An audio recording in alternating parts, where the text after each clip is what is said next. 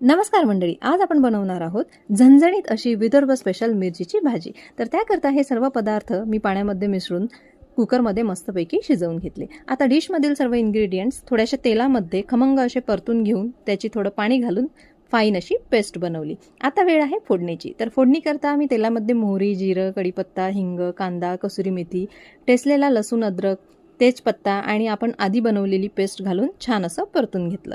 आता मिरचीच्या भाजीमध्ये तुम्ही हिरव्या मिरच्यांचं प्रमाण कमी जास्त करू शकता तुमच्या आवडीप्रमाणे, पण ही मिरचीची भाजी आहे तर अर्थातच थोड्या शिल्लक मिरच्या जर का टाकल्या तर तुमची भाजी ही अप्रतिम बनणार। चला वळूयात पुढे। आता यामध्ये मी थोडी हळद, लाल तिखट आणि धनिया पावडर घातली। नंतर कुकरमधील आपलं डाळीचं मिश्रण व चवीप्रमाणे मीठ घालून एक उकळी येऊ दिली। शेवटी चिरलेली कोथिंबीर आणि थोडा गरम मसाला घालून गार्निशिंग केलं। तर तयार झाली आपली झणझणीत मिरचीची भाजी। बनवून बघा आणि कशी वाटली ते कमेंट बॉक्समध्ये